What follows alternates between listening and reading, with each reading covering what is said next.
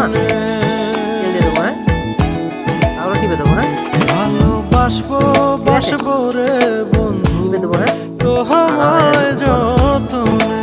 খুব ক্লান্ত হয়ে গেছি। ঠিক আছে, মালিশ করে দেবো। ঠিক আছে? কাজটাও করতে হবে।